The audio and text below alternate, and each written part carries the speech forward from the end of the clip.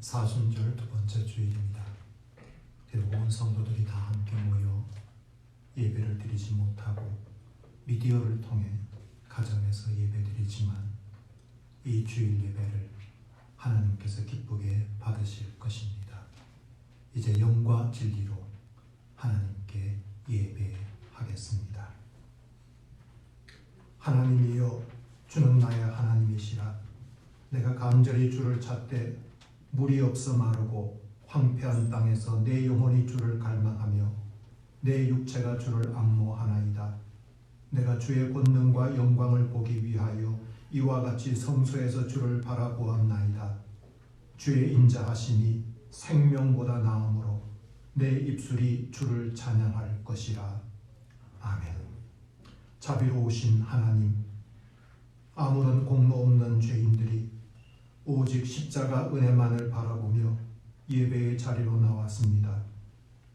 사순절 기간을 보내는 동안 저희들의 영의 눈을 열어주셔서 죄인들을 위해 고난받으신 예수님을 바라보게 하여 주시옵소서. 예수님께서 지신 십자가를 저희도 지고 주님 따르도록 인도하여 주시옵소서. 그리하여 우리의 심령에 구원의 감격이 더욱 깊어지게 하여 주시옵소서. 비록 온 성도들이 함께 모여 예배드리지 못하고 가정에서 혹은 교회당에서 드리는 우리의 예배지만 이 예배를 기쁘게 받아 주시옵소서. 예수님의 이름으로 기원하옵나이다. 아멘.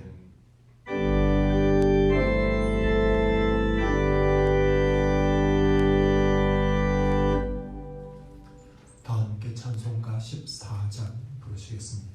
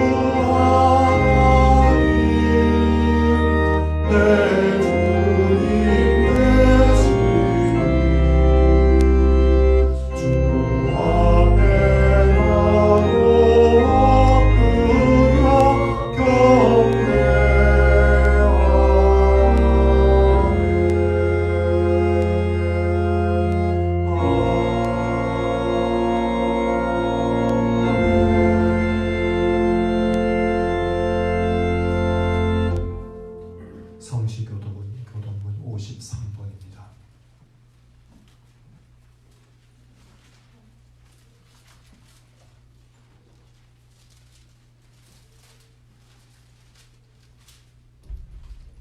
내가 산을 향하여 눈을 들리라. 나의 도움이 어디서 올까? 나의 도움은 천지를 지으신 여호와께로다. 여호와께서 너를 실족하지 아니하게 하시며 너를 지키시는 일과 졸지 아니하시리로다. 이스라엘을 지키시는 이는 졸지 아니하시고 주무시고 아니하시리로다. 여호와는 너를 지키시는 이시라. 여호와께서 내 오른쪽에서 내 그늘이 되시나니 낮에 너를 상하게 아니하며 밤에도 너를 지키지 아니하리로다. 여호와께서 너를 지켜 모든 환난을 면하게 하시며 또 내 영혼을 지키시리로다. 여호와께서 너의 주류를 지금부터 영원까지 지키시리로다. 아멘. 이 시간 거룩하신 하나님 앞에 지난 한 주 동안 우리가 지은 죄와 허물을 회개하는 참회의 기도를 드리기를 원합니다. 말씀대로 살기를 다짐하면서도 실천으로 옮기지 못했습니다. 사랑하라고 가르치시고 우리는 배웠건만 형제를 미워했습니다. 아무것도 염려하지 말고 기도하라 하셨음에도 어렵고 힘든 시간 낙심하며 절망하며 탄식만 했습니다. 이 시간 우리의 죄와 우리의 허물을 회개하는 참회의 기도를 다 함께 드리시겠습니다.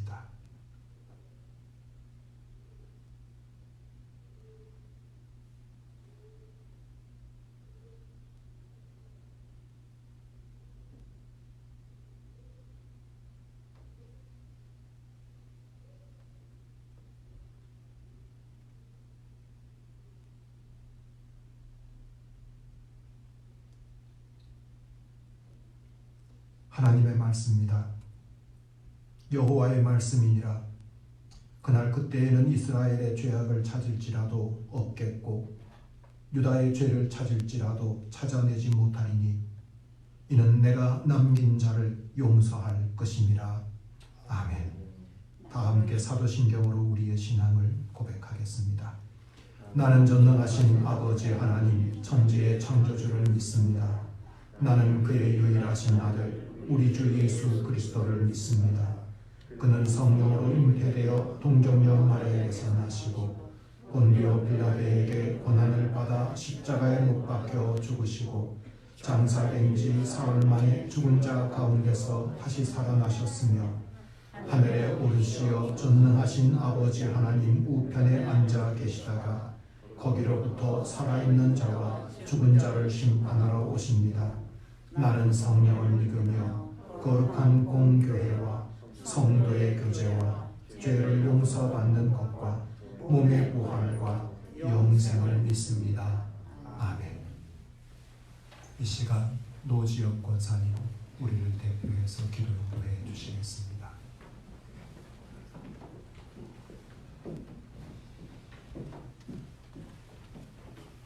기도하시겠습니다.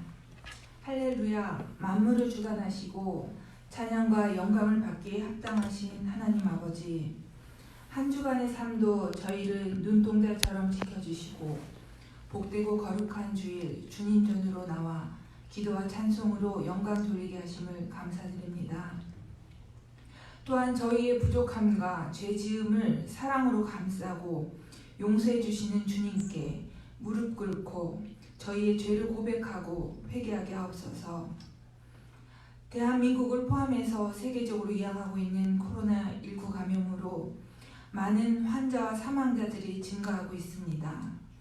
그래서 사람들은 공포와 두려움에 빠져서 남들을 배척, 핍박, 멸시하고 자신도 모르게 악을 행하면서도 깨닫지 못하고 있습니다. 주님께서는 두려워하지 말고 공포에 빠지지 말라 하셨습니다. 아버지께서 주신 말씀을 망각하지 말고 믿음의 전신갑주로 무장하여 담대히 이 난관에 맞서게 하시고 해결할 힘을 주시옵소서. 하나님의 은혜가 우리 마음 가운데 역사하셔서 주님만 의지하고 신뢰하면서 진정한 그리스도인의 선을 행하게 하옵소서. 오늘 주일 예배는 각자의 가정에서 드리는 미디어 예배로 드리고 있습니다. 이 시간 저희가 어떤 장소에 있든지 함께 동행해 주시고 성령의 역사를 내려주시옵소서. 고난의 이 현실에서 하나님의 긍휼의 손길을 체험하게 하시어 하나님께 친밀한 사랑을 느끼고 더욱 가까이 다가가는 서강교회 성도들이 되게 하시고 특히 연로하시고 연약한 성도들을 잊지 않으시고 보호하여 주시옵소서. 영으로 저에게 말씀 주시는 목사님과 묵묵히 달란트의 직분을 담당해 주시는 모든 성도님들께 이 시간이 은혜와 감사의 시간이 되게 하여 주시옵소서. 이 모든 말씀 저희를 살리시고 사랑하시는 주 예수 그리스도의 이름으로 기도합니다.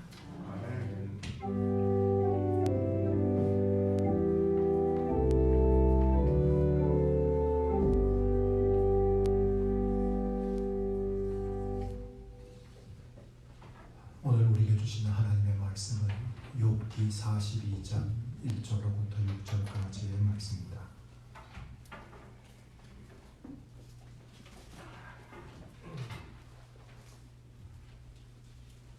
구약 성경 욥기 42장 1절로부터 6절까지의 말씀입니다.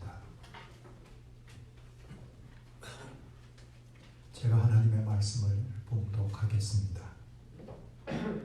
욥이 여호와께 대답하여 이르되 주께서는 못하실 일이 없사오며 무슨 계획이든지 못 이루실 것이 없는 줄 아오니 무지한 말로 이치를 갖는 자가 누구니이까? 나는 깨닫지도 못한 일을 말하였고 스스로 알 수도 없고 헤아리기도 어려운 일을 말하였나이다. 내가 말하겠사오니 주는 들으시고 내가 주께 묻겠사오니 주여 내게 알게 하옵소서. 내가 주께 대하여 귀로 듣기만 하였사오나 이제는 눈으로 주를 배움나이다. 그러므로 내가 스스로 거두어 드리고 티끌과 제 가운데서 회개하나이다. 아멘. 오늘 이 주신 말씀으로 티끌과 제 가운데서 라고 하는 제목으로 말씀을 전하고자 합니다.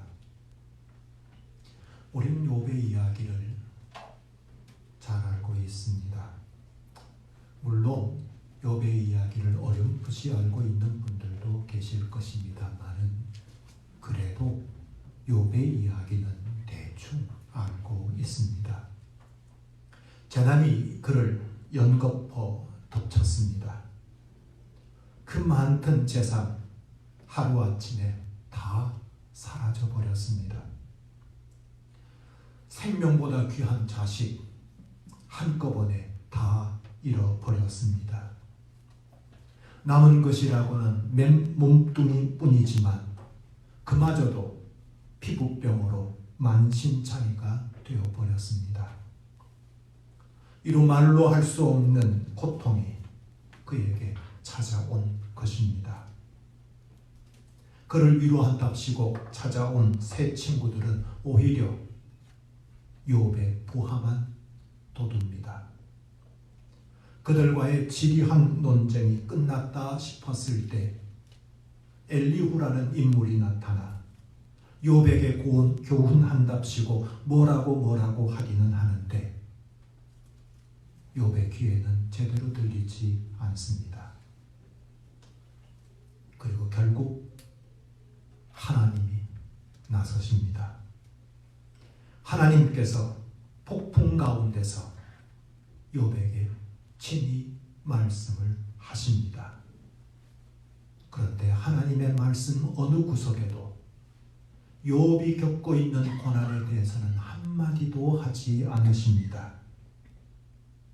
대신 하나님이 창조하신 세상, 자연, 만물들과 그것들이 돌아가는 이치를 설명하시고 또 설명해 주십니다.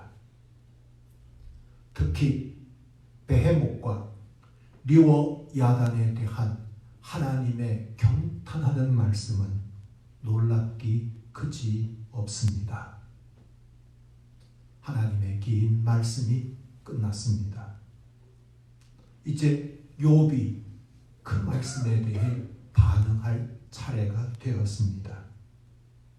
욥의 이 반응을 소개하는 말씀이 오늘 본문의 말씀입니다. 욥기의 클라이막스라고 할 수 있습니다. 아니, 욥기 전체 주제가 담긴 부분이라고 할 수 있습니다. 이 클라이막스의 그 정점에 욥의 고백이 소개됩니다. 욥은 이렇게 고백합니다. 그러므로 내가 스스로 거두어 드리고 티끌과 제 가운데에서 회개하나이다. 사실 욥은 온전하고 정직하여 하나님을 경외하며 악에서 떠난 자가 그렇게 일컬음을 받던 사람입니다. 혹시라도 자신의 아들들이 죄를 범할까 주의하고 또 주의했던 욥이었습니다. 그 끔찍한 고난이 덮친 날에도 이 모든 일에 범죄하지 아니했다라고 성경은 욥을 소개하고 있습니다. 그런데 그런 그가 그의 고백 가운데 회개하나이다 라고 고백합니다. 도대체 욥은 무엇을 회개했을 것일까?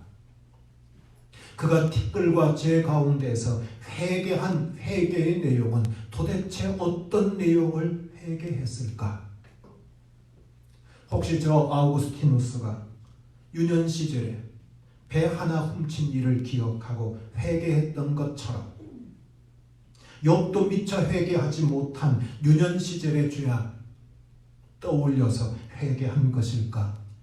아니면 친구들과 논쟁을 벌이다가 감정이 격해져서 터져나온 말들, 그 말들을 회개한 것일까? 우리가 생각하기에 회개할 것이 딱히 없어 보이는 욥이 티끌과 제 가운데서 회개했다면 도대체 우리는 얼마나 회개해야 하는지 그런 생각이 들기도 합니다. 오늘 저는 말씀을 통해서 이 욥의 고백을 좀 주의 깊게 자세히 들여다보고자 합니다. 그러므로 내가 스스로 거두어 드리고 라고 욥은 고백합니다. 욥이 무엇을 거두어 드린 것이겠습니까? 스스로 거두어 드린다 라고 하는 이 말이 무슨 의미를 지닌 말이겠습니까? 본문 앞에 있는 2절과 3절에서 유추해 볼 수 있습니다. 2절과 3절은 이렇게 소개됩니다.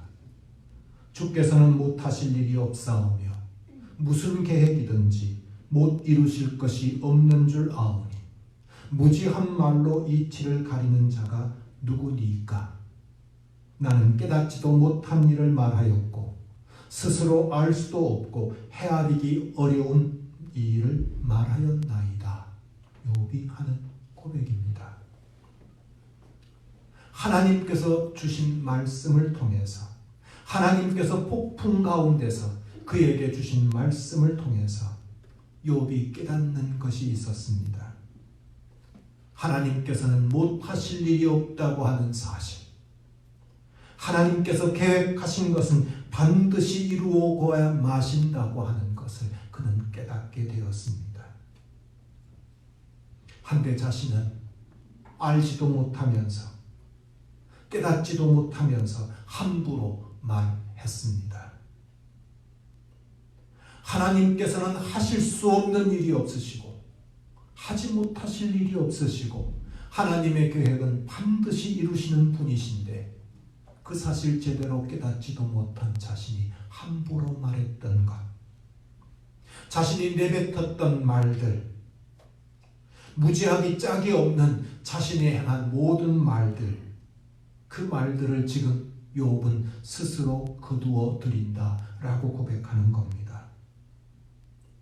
하나님에 대해서 말했던 모든 무지한 말들 다 철회한다는 겁니다.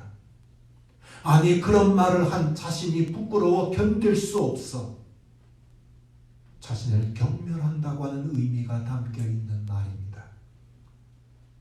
자신이 겪는 고난 때문에 고난 겪는 자신만 생각하다가 하나님의 전능하심을 오해하고 하나님의 섭리를 의심했던 자신이 부끄러워 견딜 수 없어서 자신이 했던 모든 말들을 하나님 앞에서 취소하고 자신은 부끄러워 견딜 수 없다고 지금 고백하고 있는 겁니다.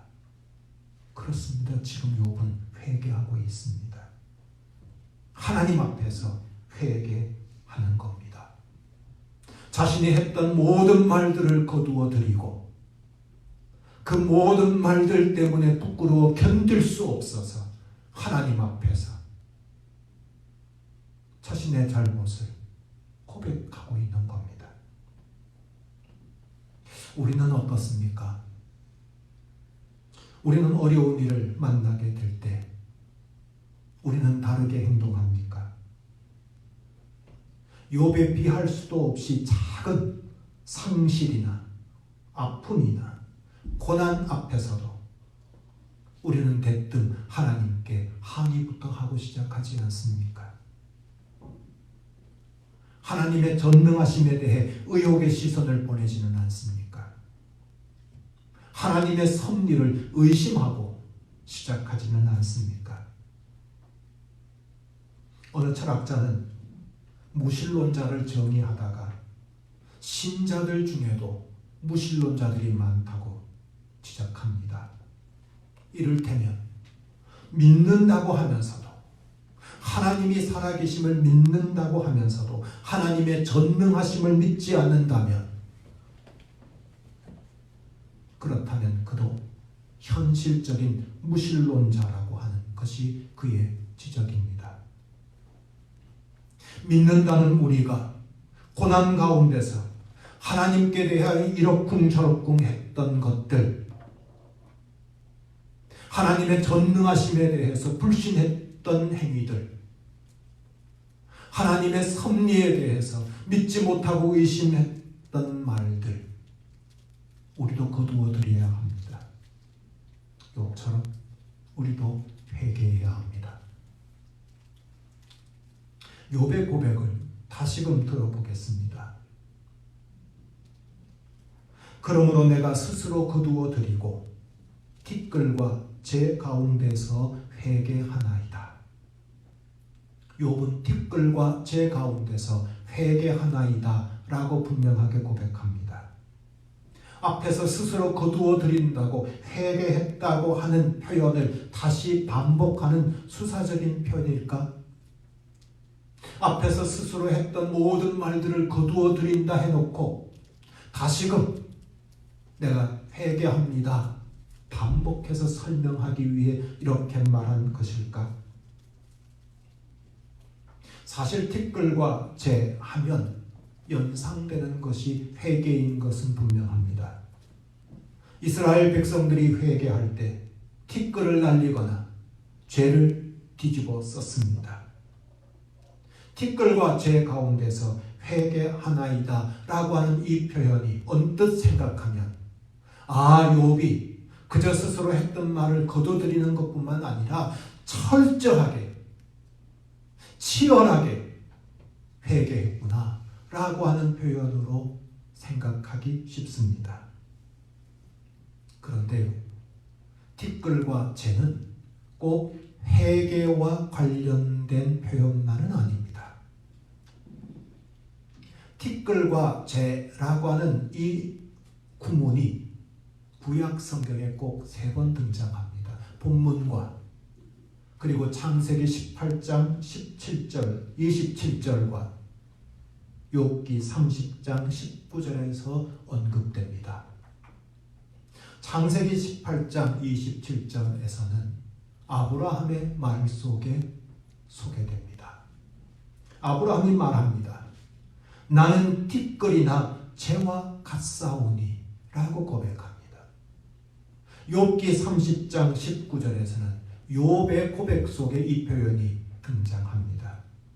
하나님이 나를 진흙 가운데 던지셨고 나를 티끌과 재 같게 하셨구나 라고 합니다. 이 구절들을 통해 티끌과 재라고 하는 표현이 단지 회개와 관련되어지기보다는 인간의 연약함과 인간의 무력함과 인간의 보잘것없음과 인간의 연약함을 의미하는 은유적인 표현으로 표현되어진 것이라고 볼 수 있습니다. 욥은 그렇다 치고 아브라함이 자신을 티끌이나 재 같다고 고백한 것은 의미심장합니다.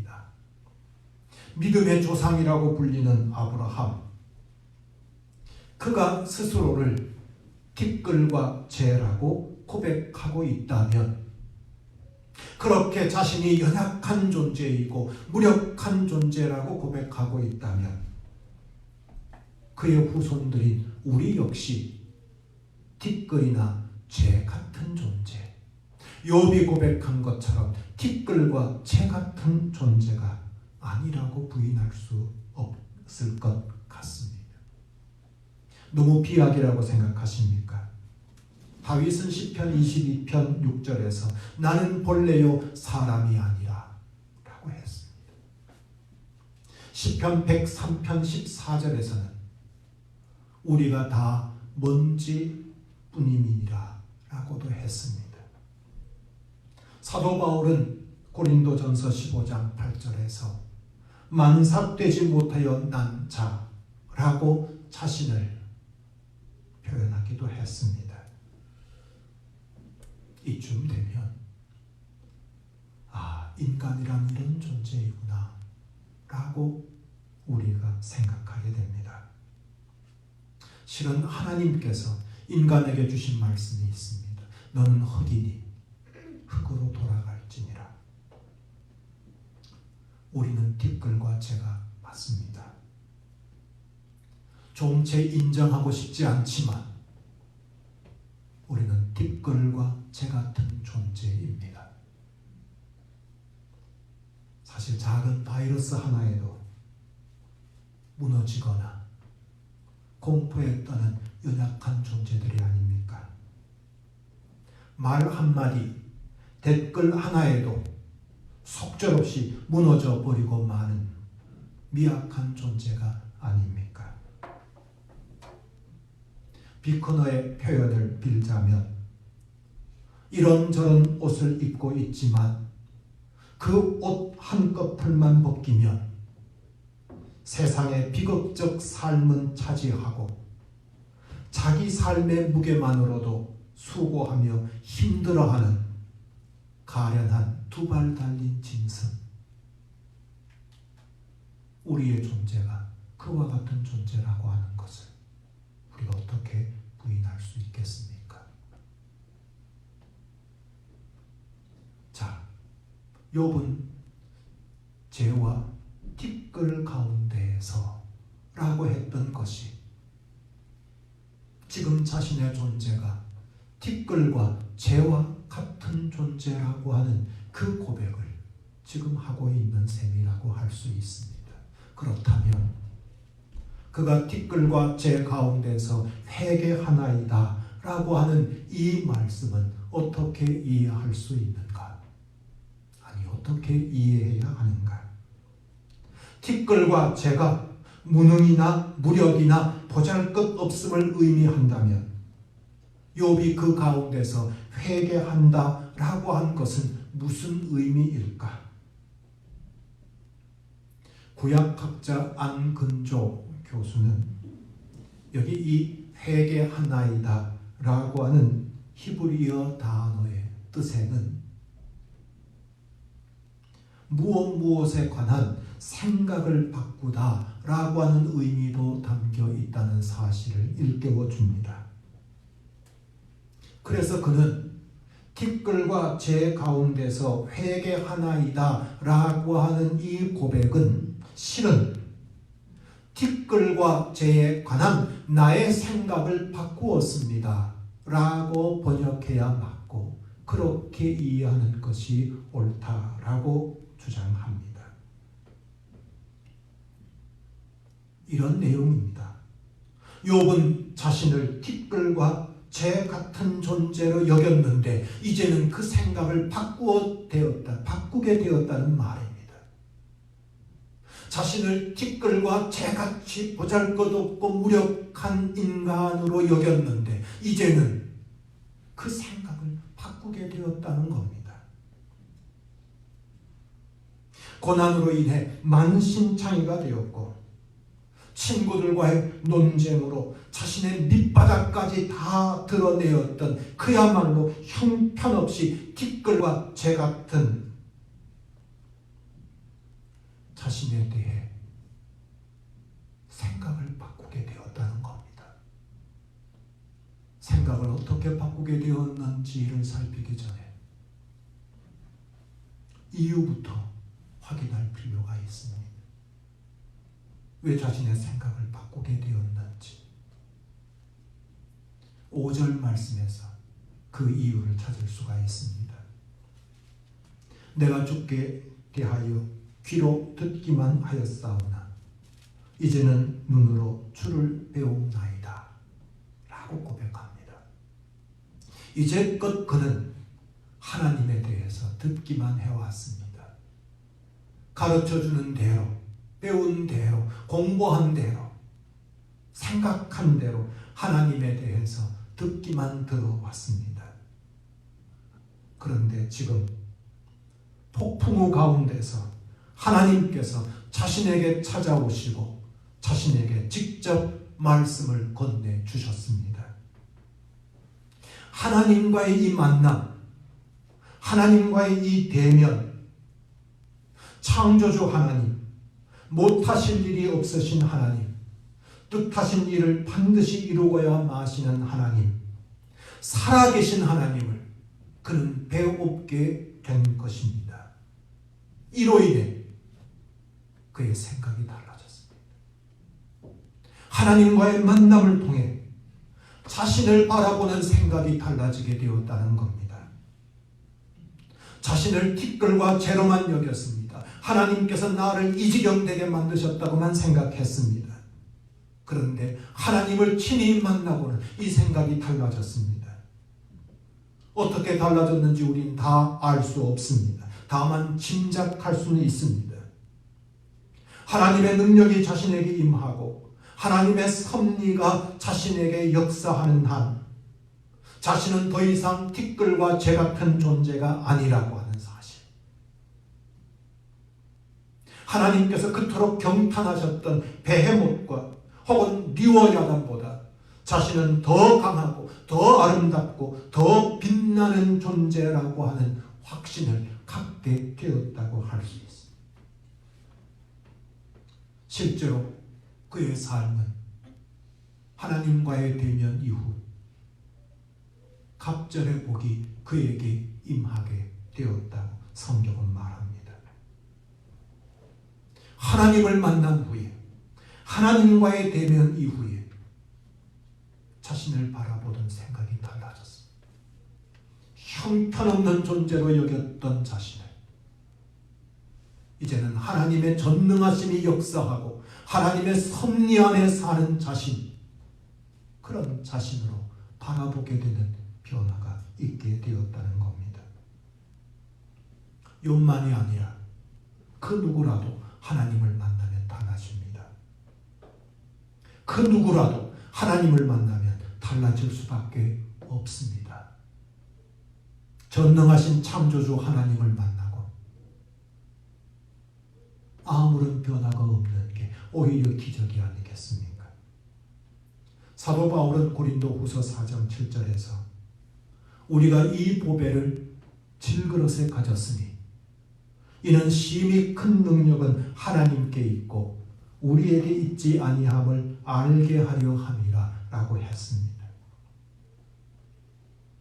티끌과 재나 질그릇이나 매 한 가지입니다. 우리는 질그릇입니다.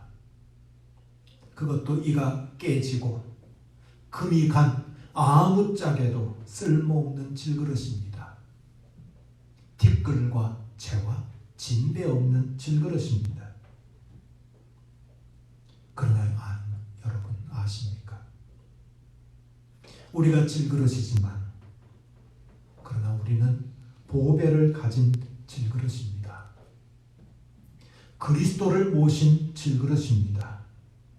형편없는 질그릇이지만 우리 안에 보배 대신 예수 그리스도를 모신 질그릇입니다. 그리하여 우리의 능력이 아니라 보잘것없는 우리에게서 어떤 능력이 나타나는 것이 아니라 내 안에 계신 그리스도의 능력이 능히 하지 못하실 일이 없는 주님, 계획하신 바를 온전히 이루시는 주님의 능력이 나타나는 우리는 그런 질그릇들입니다. 주님의 능력으로 일하고 주님의 능력으로 살고 그 능력으로 모든 것을 감당할 수 있는 질그릇, 우리는 그런 질그릇이고 그런 뒷글과 재라는 겁니다. 욥의 이야기는 우리 모두에게 많은 도전을 줍니다. 우리가 고난 앞에서 하나님을 향하지 못했음을, 하나님의 전능하심과 하나님의 섭리하심을 의심했음을, 교만했음을, 잘난 체 했음을 회개하라고 욥은 우리에게 촉구하고 있습니다. 또 욥의 이야기는 우리가 뒷글과 재 같은 존재이라는 사실을 잊지 말라고 교훈해 주고 있습니다. 고난 앞에서 우리가 얼마나 보잘것없는 존재인지를 깨달으라고 촉구하고 있습니다. 우리가 대단한 것처럼 여겨지고 우리의 능력이면 통해 이 이야기가 이제는 저와 여러분의 이야기가 되어지기를 주님의 이름으로 축원합니다. 기도하겠습니다. 고난 가운데서 그 고난의 크기만 바라보고 그 고난 때문에 하나님의 전능하심을 의심하고 하나님의 섭리하심을 불신했던 욥이 스스로 했던 모든 말들을 뉘우치고 거두어드리고 회개했던 것처럼 하나님, 우리도 교만했던 죄를 회개하기를 원합니다. 우리도 잘난 체 했던 죄를 회개하기를 원합니다. 하나님 없이도 잘 살 수 있을 것처럼 착각했던 우리의 이 교만을 회개하기를 원합니다. 하나님, 우리가 뒷글과 재와 같은 존재임을 한시도 잊지 않기를 원합니다. 하나님 없이는 우리는 아무것도 아니고 하나님의 도움 없이는 우리는 단 한순간도 제대로 살 수 없는 인생임을 항상 기억하게 하여 주시옵소서. 그러나 하나님, 우리에게는 주님이 계시며 주님이 우리와 함께 하신다면 질그릇 같은 우리이지만 아무리 넘어져도 다시 일어나며 승리하게 될 줄 믿는 그 믿음 우리에게 허락하여 주시옵소서. 오직 하나님만 신뢰하고 주님만 의지하며 어떤 어려움 속에서도 승리하는 주님의 자녀들 다 되게 하여 주시옵소서. 예수님 이름 받들어 기도드리옵나이다. 아멘. 이 시간 우리 함께 찬송가 272장을 부르시겠습니다.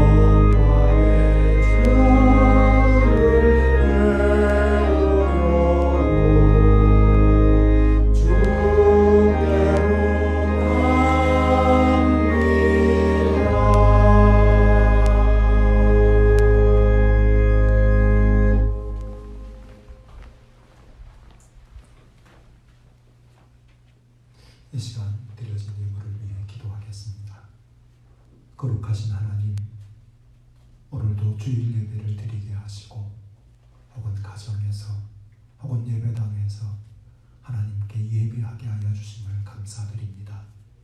이 시간 또한 우리에게 주신 물질 가운데 일부를 구별하여 하나님 앞에 드리오니 이 예물을 받아 주시옵소서. 드린 손길들을 축복하여 주시고 드리지 못한 손길들도 붙들어 주시되 특별히 코로나19의 확산으로 인해 고통받는 이들, 무엇보다도 손님들이 찾지 않아 어려움을 겪고 있는 많은 자영업자들 하나님 기억하여 주시고 저들이 회복되어지도록 하나님 은총 베풀어 주시옵소서. 예수님 이름 받들어 기도드리옵나이다. 아멘.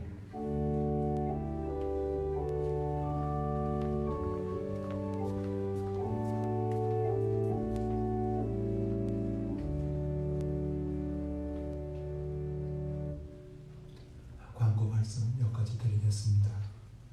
오늘도 미디어로 예배를 드리게 됩니다. 교회당에 나오셔서 예배에 참석해 주신 교우들이나 또 가정에서 미디어로 예배를 드리는 모든 교우들에게 하나님의 크신 은총이 임하시기를 간절히 빕니다. 코로나19가 아직도 맹위를 떨치고 있습니다. 기도하실 줄 알지만 나라와 민족을 위해 또 환자들을 위해 저들을 진료하기 위해 사투를 벌이는 의료진 그리고 방역당국을 위해서도 기도해 주시기를 바랍니다. 특별히 확진자들의 대부분이 몰려있는 경북과 대구 지역을 위해서도 기도해 주시면 고맙겠습니다. 이번 주간에도 새벽 기도회와 수요 기도회는 중단되어짐을 기억해 주시기를 바랍니다. 특별한 사정이 없는 한 다음 주일에는 주일 예배를 정상적으로 드리려고 합니다. 혹 변동사항이 있으면 교회 홈페이지나 혹은 구역장님들을 통해 연락드리도록 하겠습니다. 정부나 또 지자체에서는 15일까지를 집회를 자제해달라고 요청하고 계신데 상황을 좀 더 지켜보기는 하겠지만 우선 15일 이전까지는 모든 교회당에서는 예배와 모임을 중단하지만 15일 주일은 정상적으로 예배를 드리고자 생각합니다. 변동사항이 있으면 알려드리도록 하겠습니다. 오늘 예배는 미디어로 특별히 페이스북으로 라이브로 중계됩니다. 오후에는 유튜브를 통해서도 시청 가능할 수 있도록 준비해 놓도록 하겠습니다. 다시 한번 기도하겠습니다.